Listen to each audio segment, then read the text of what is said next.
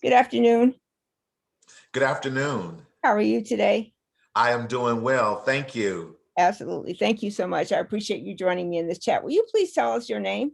Sure, I am W. Franklin Evans, currently the president of West Liberty University here in West Liberty, West Virginia.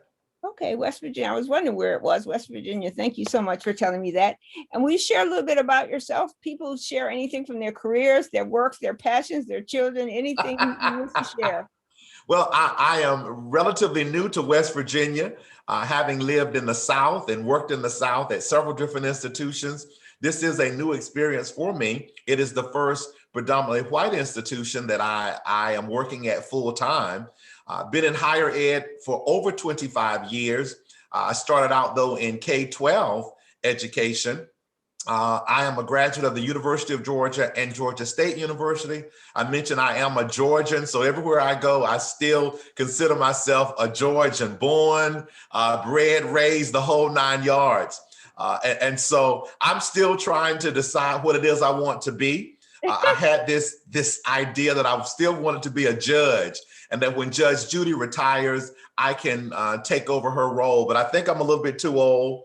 But I am a seasoned educator coming from a long line of educators. I'm a fourth generation college student, and that's hard, difficult for not just Black people to say, but even for European Americans. So I'm proud of the heritage, proud of my forefathers and grandparents and my own parents who have allowed me to be at this point in my career.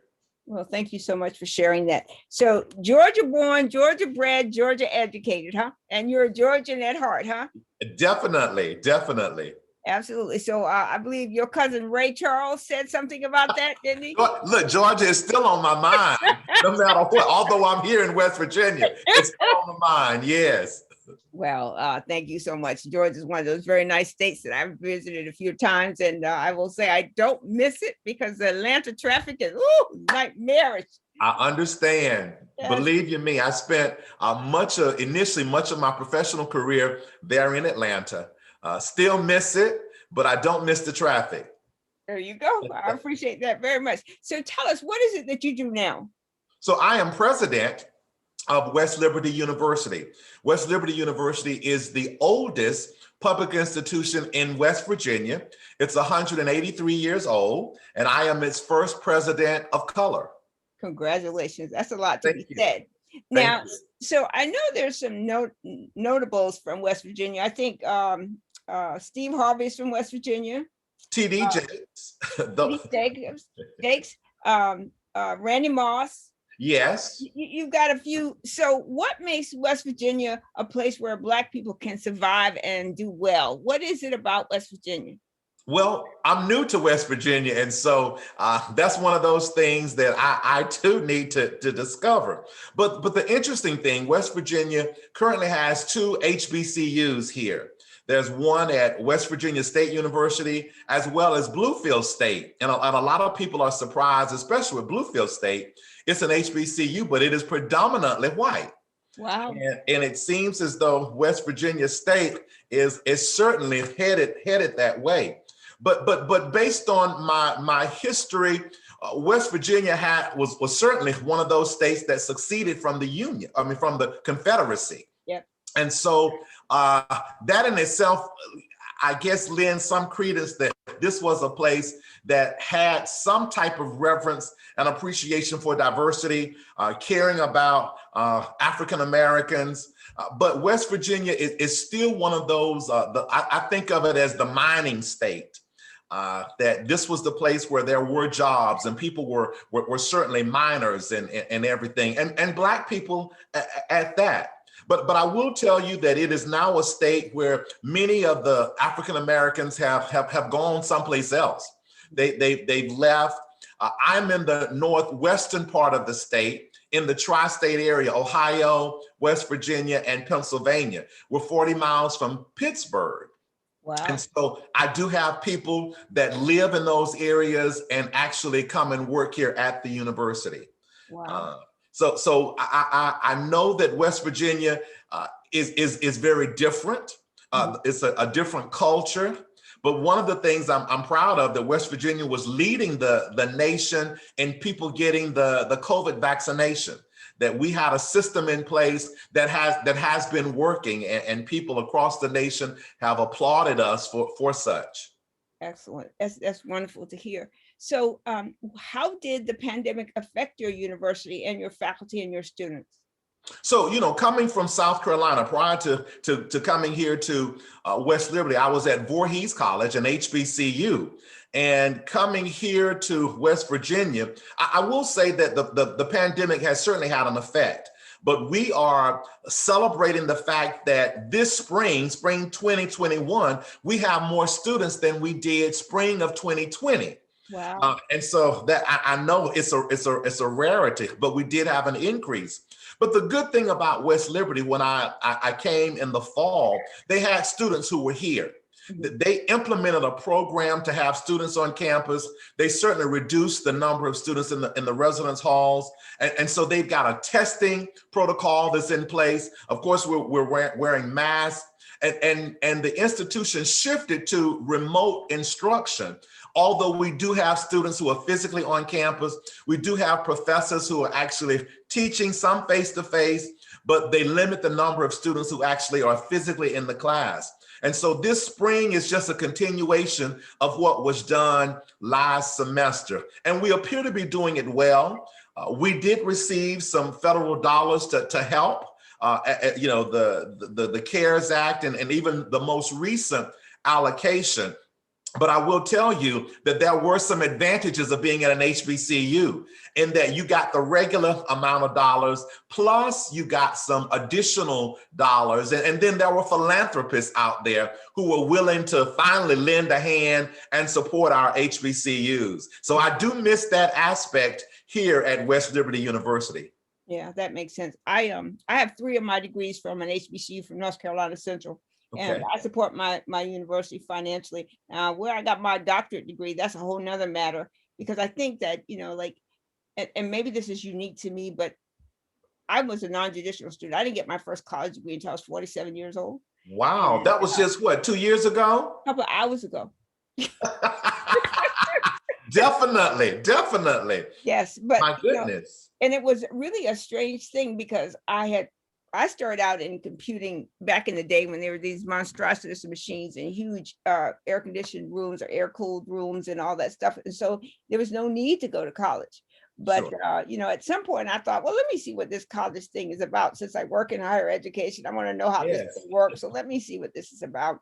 And I got my first 2 degrees in 2.5 years with 2.5 degrees. And then I went back and I got my master's degrees. And then I went back to work again. And then I didn't get my doctorate degree until 2016.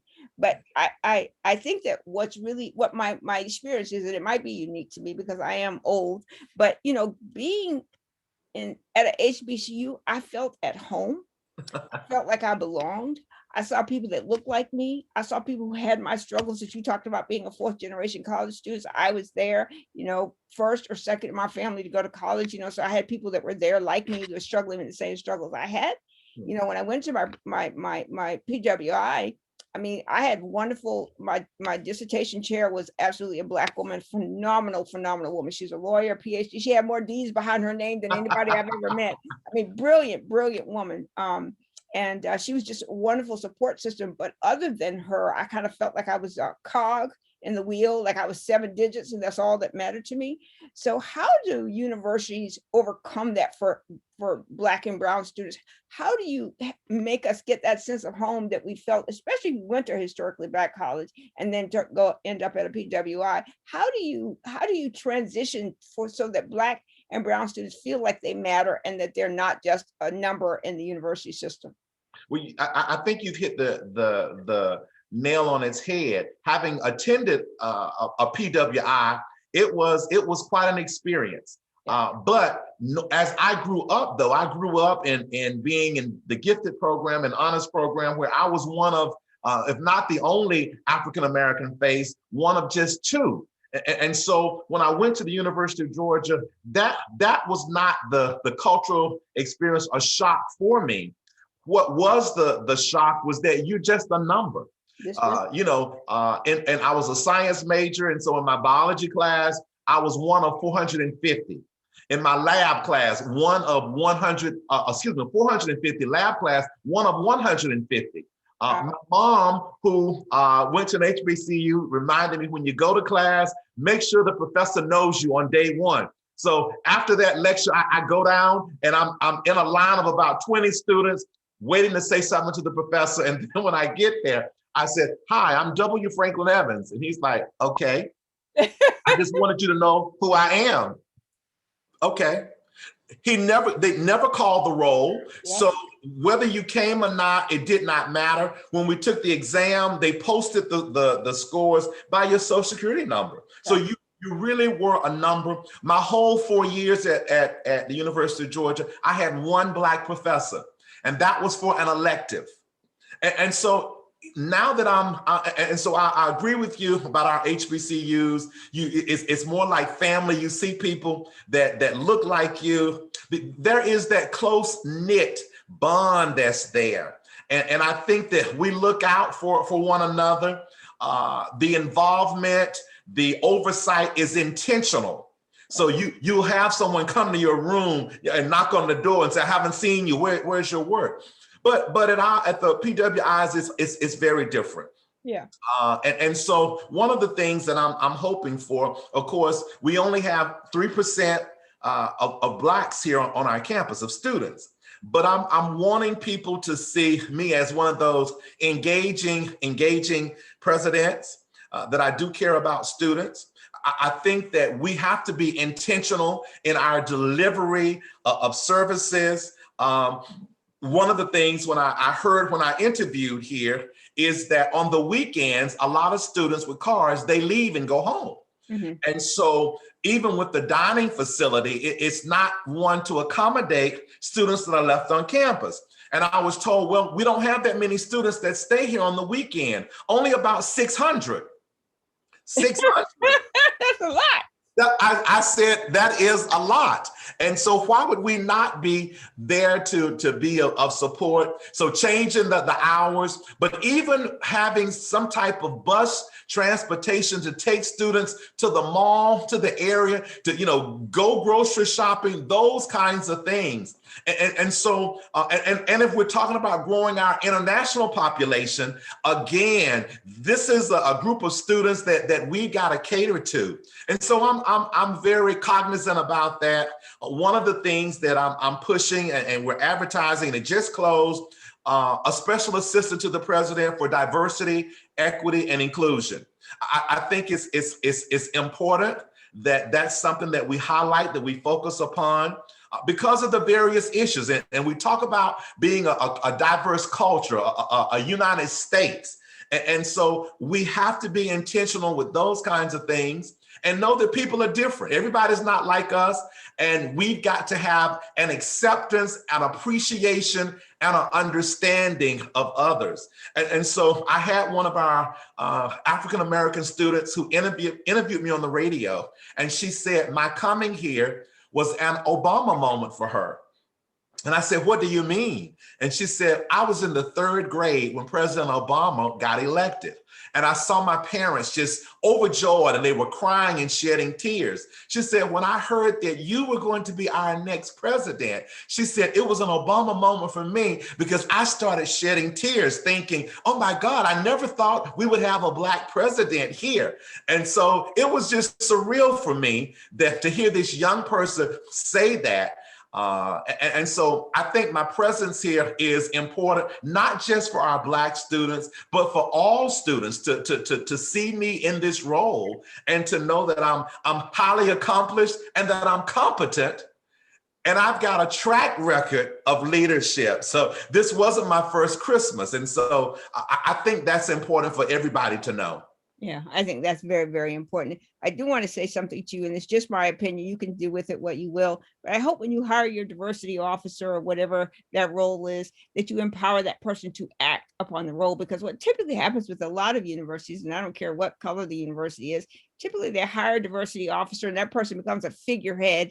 And so people get frustrated when they go to that person with an issue and that person can't act on it. They got to go to a committee. They got to go ask the president. They got to ask the provost. They got to go talk to all these people before they can act on it. And, and a lot of times putting that person in place does more damage to the person that you hire for that role and to the university, because you don't get a note that you are really interested in inclusion, that you aren't really interested in Black and brown people. You just put this figurehead in place and not empowered that person to act upon whatever the issue is. So somebody comes to you with a Title IX issue, they can act on it. Someone comes to you with a sexual harassment issue, if they come to you with a racial issue, you can act on it, as opposed to, well, they've got to go ask somebody else, they got to go have a committee, they got to take notes, and about 3 years from now they may get back to it or something. That's well, no, I agree with you. And so I have it as a cabinet position. I have, and I was always afraid in my career moving up through the ranks. I did not want to be in that kind of position, because I know that it's a fancy title with very little authority. Yeah. And so I don't want my position, this position I'm created, to be that way. I thought about it being chief of staff who handled that, but it is special assistant. But no, this person has authority. I've got other units that are reporting to this person, and that this person is also serving as the board of governors liaison. And so it's going to be a visible role, but it's going to be somebody who is empowered to make some changes and make a difference. That's wonderful. And then how do you address the issue of faculty? Because a lot of universities struggle with, when it comes to technology, and this is where my wheelhouse is in the issue of technology, especially older faculty are they're not necessarily interested in technology. They want to stand in front of a room and do the Socratic method and lecture and all that. And then you've got the other people that are very much interested in technology. And so you have this warring of things where your students are technical natives, and you got your faculty that are not, and they're in conflict with each other. And then there's the difference in air, because if you have a university where the faculty are predominantly white, and in some cases predominantly white male, they don't always, I'll give you an example of something that I heard in one of my classes. So there was a professor that was teaching, and he used the N-word so many times in his lecture because he justified it by saying he was talking about slavery, and that's how they referred to the Black people back then. And when that issue was raised with the administration, nothing came of it. And to all fairness to him, I don't think he was intentionally being racist. I think he was insensitive because he didn't know or appreciate the audience that he had. So how do you overcome that?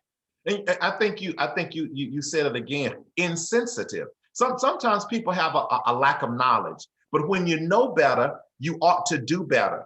And we have a responsibility to point some things out. You just can't sit idly by and quiet and be afraid to say something. If it's wrong, if it's not appropriate, somebody has got to sound the alarm. And I'm one of those alarm sounders, always have been. And so my role here, I've always considered myself a teaching administrator, that I try to model and demonstrate those kinds of behaviors that I want other people to follow. And so a part of it is helping people, even those who report to me, to be better leaders, much more sensitive, much more in tune. And sometimes it's not just enough to sympathize. You've got to empathize. You've got to put yourself in the role. This is a whole new time. And even as a Black educated person, there are so many things I don't know.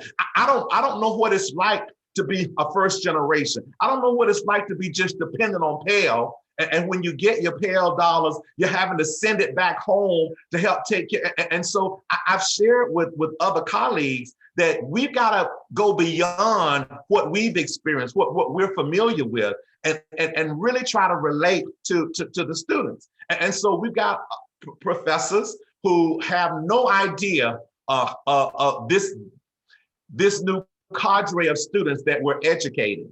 And so I'm saying to them, take off your thinking hats and all that kind of stuff and allow yourselves to really absorb and to be a part of what's happening around you. So you're going to have to do things differently, think differently, engage with students differently, that you're almost like a tabula rasa, where you want to soak up information and learn, because only then are you going to be able to reach this generation.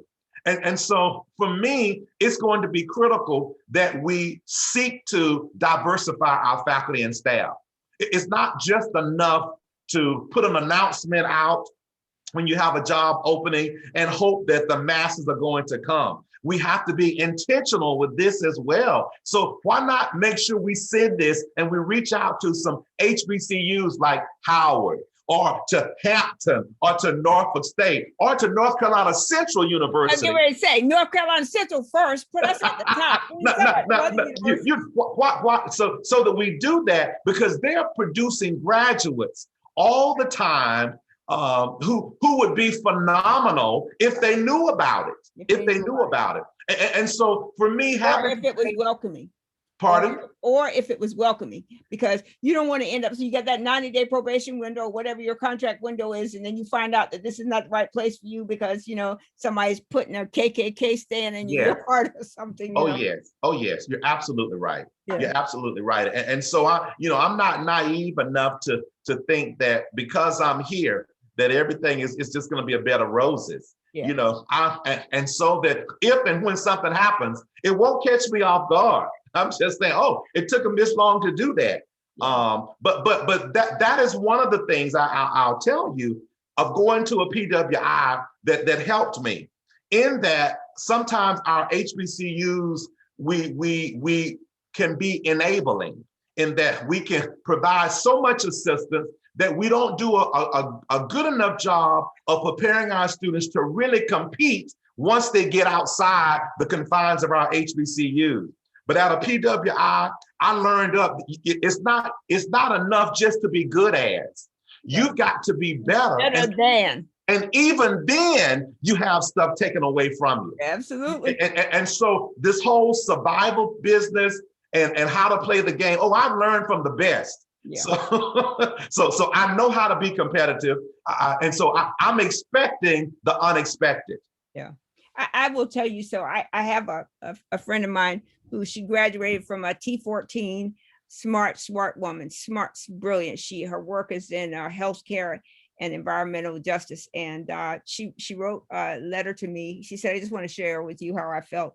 And I cried when I read it, because she said, as a Black alum, a Black faculty, you know, a merit-based scholar, she said that I felt like I didn't belong here. She said, even today as a faculty, I don't feel like I belong. She went back to her T14 school, you know, and I think that that's one of the interesting things that, you know, I do think that sometimes historically Black colleges can put braces on us, but I mean, I also think that they give us the freedom to try to dip our feet in other toes without punishing us for that. So if you go into the typical university track, if you're going to be a science major and you take a few humanities classes, sometimes people assume that that's the track you should belong on, and you end up in that track, especially for Black boys, you know, they end up in the humanities track because they're just trying to find their way. Whereas historically Black colleges allow you to dip your toes in various pools to see which is the water that's right for you without aligning you to a specific area.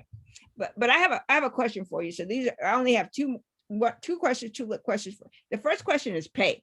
So, and I'm going to talk about you, but not in the true sense. As a Black president, do you know, or do you feel like you are paid comparable to your white presidents from other type universities or other universities who do what you guys do? Do you feel that you had no concern about that when you came? Well, I had concern about it. And so I know I'm at a state institution, and so those salaries and stuff become public. So I know where I stand. It's West Virginia, and so it's not like I'm getting $1 million, but I am in the same, comparable to my colleagues based on experience and stuff. And so yes, I am.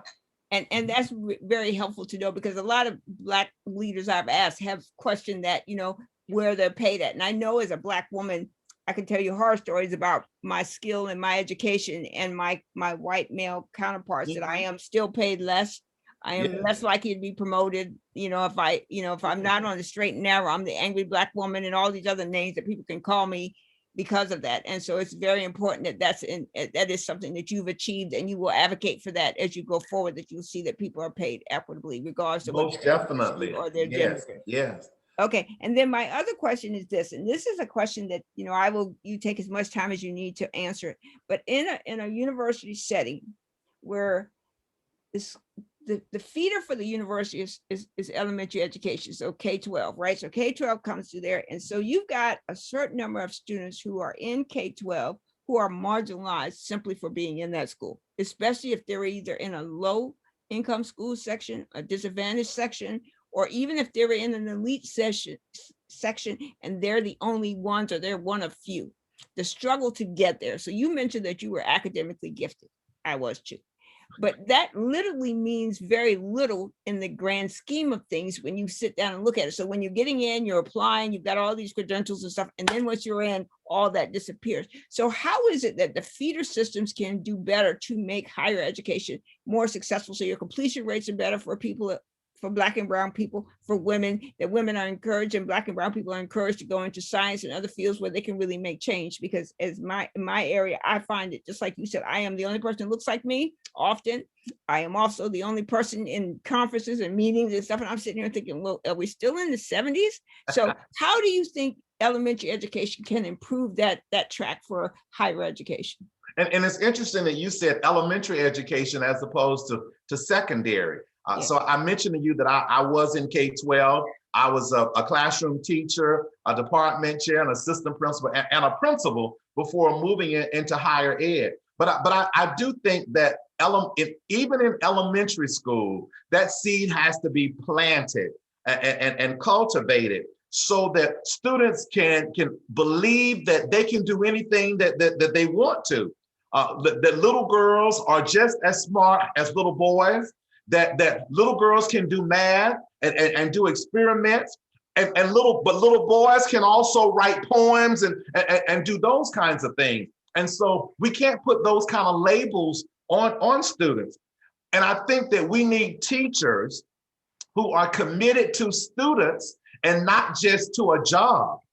And the teachers and counselors who are exposing students to opportunities and telling them up front, you can go to college, you can be a judge, you can be a medical doctor, you can be an astronaut, as opposed to someone, a little Black kid saying, I want to rap. Oh yeah. And that teacher thinking that's all that student can do. You can be a rapper while you're also a surgeon. Exactly. You can be a dancer while you're also, as you are a politician. And so I think our elementary school teachers have got to be much more caring, much more compassionate, much more empowering, so that even at an early age, we start telling children about what they can be. They cannot do. We start promoting them. I never had a problem with self-esteem. And I tell people that for me, I've always believed in myself, because as a youngster, I had people in my community who told me, you're smart. Oh boy, you can speak. And so they told me those things and I believed it. And so anytime there was some negativity where I had a professor who might, oh no, you may think that, but I know I'm better because I've been told that. I've been told I'm a winner. And so a lot of kids don't have that, and our schools don't do it. When I was in K-12, I made it my business every day. Every student in my class had some type of interaction with me every day. Not just the kids who you teach to the T, but so it wasn't optional. And if nothing but to say, you know what, Rochelle, I love that outfit you're wearing. Girl, you look pretty today. Or to say that. And as much as I chastised them and tried to correct them, the other side was to be encouraging, to be motivating, and to watch these kids who didn't think they could do science. To watch these kids, and I'll share this story and I'll be through. I taught gifted students and advanced placement students, but my department chairman gave me a class of the low performing students who were in the survey class, who were always in trouble, students who, disruptive, the people just passed them as long as they kept quiet. Well, for me, I couldn't do that. I had the same expectation for those students that you're going to learn science, that you're going to achieve like I did with the others. And so Failing was not an option. And so I drilled that into them that you're just as good. You've got to, and that my success was attached to your success. And if you don't do good, I'm not doing good as a teacher. And I taught them to be competitive. And so I mentioned that because we had this competition in the school, this science competition, password, where there were science words, and just like the password game that but we were doing it with science words. And my students, ninth grade students, I had a ninth grade class, won, and we competed against a chemistry, advanced placement chemistry class. And so in the finals, here, my survey class, the dummies, as people said, the disruptors, here they are competing. And I'm saying, and again, in my heart thinking, we've done well just to get here. And I'm thinking they couldn't possibly, but I wanted them to know I believe in you. You're just as good. And do you know, my kids end up winning this competition. And it was funny because there were words like, acid and base and though, sodium that my kids were just using vernacular. Salt, and they knew that sodium, little things like that they were doing because that's how, but when they won, oh my God, just, parents who never came to the school came to see this. I mean, as I tell this, the chills come over my body now because, again, it was that I believed in them. I told them they could, and they did. They didn't want to disappoint me. And so the bragging rights they got at this high school, which at that time was the largest one in the Atlanta metropolitan area. And so my kids, and my department chair came back and said, and can you believe that you didn't want to teach these kids? You didn't think you could relate, but you see how you had the expectation that they were, and I did. And so back to your original question, we've got to have teachers that expect greatness out of our students. We've got to have teachers that motivate and encourage. And I got to say this to you. It's not always a teacher that looks like us. When I talk about Black history and how it just shouldn't be a month, that all during the year we need to be talking about Black history and the contributions that people of color make. It's often teachers in the school who went to HBCUs who think, oh, that's a bunch of mess. And so you've got white teachers who I guess out of guilt, who feel the need to have to teach that and have those lessons when our very own don't. When our very own who attended HBCUs don't even push for our students to go to HBCUs. Some of them not even to college. And I'm thinking, how could you wear that Fisk shirt? How could you wear that Spelman shirt? How could you wear that North Carolina A&T and you're not even promoting your own institutions? And so it's a problem that's systemic that we've got to work on. But certainly those who are in the K-12 sector, in elementary school, we need folks there who are instilling those kinds of values in our young people. Absolutely. I'm going to tell you a story to amplify what you just said. So I'm also a proponent of meeting people where they are. So I teach adult literacy. And one of the assignments that we were giving was the Canterbury Tales. Yes. You remember the Canterbury Tales? I do. Lord have mercy. Anyway, if you could imagine a group of men from, say, age 19 to about 45 in the Canterbury Tales. So, the first thing I get in the class is people throwing the books back at me, the paper back at me, like, why the hell are you trying to teach us this? And I'm sitting there and said, because it's a story. It's just a story of a journey.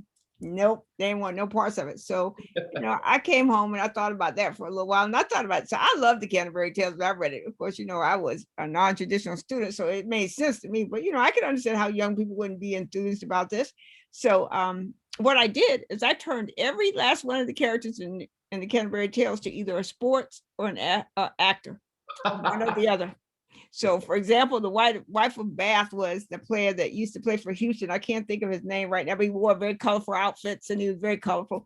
And believe it or not, they got it, and they got it all, and they got the theory behind the story, you know. And I think that one of the things in what you said about education, you know, you don't all, you know, I know that each educational system structures education, you can only teach it in so many ways, but sometimes you have to meet the people where they are. So if you're teaching them Canterbury Tales and they're telling you, I ain't trying to hear this, find a way to make the Canterbury Tales enjoyable. You don't have to change the lesson or anything, but you can change the characters. You still are following the lessons of the school.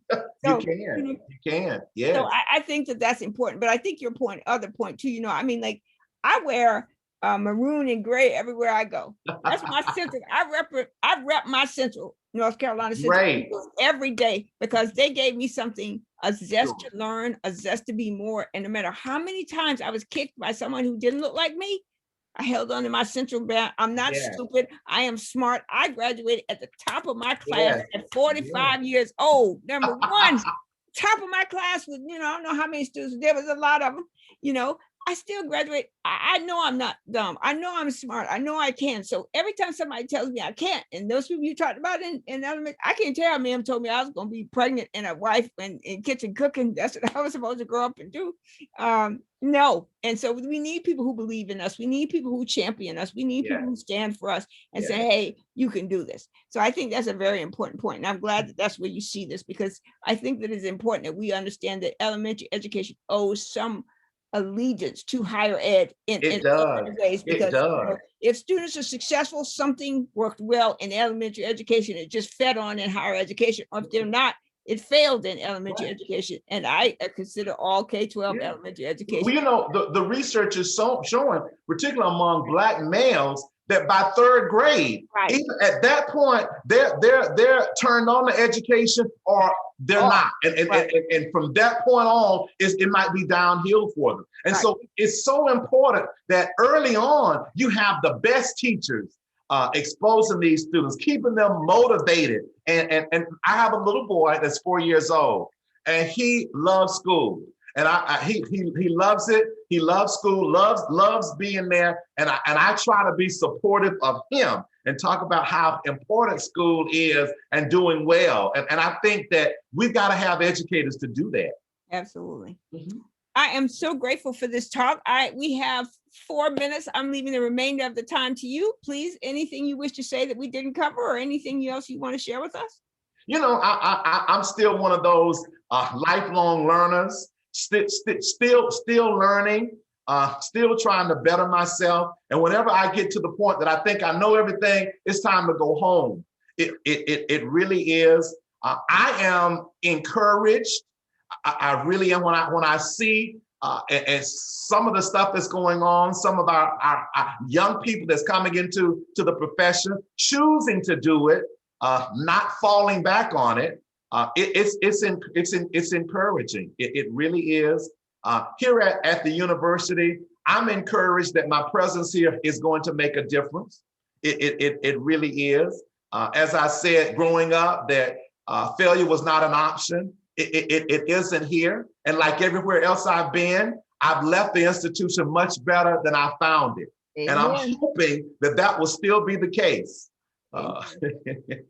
That's pretty powerful right there, making it better than it was when you got there. Well, thank you so much for agreeing to chat with me. As soon as this video converts, I will send you a link. Please review it and let me know if it's good and if I may upload it. I appreciate that so much. I look forward to it. Thank you so much. Thank you, Dr. Evans. Take care. All right. Bye now. Bye.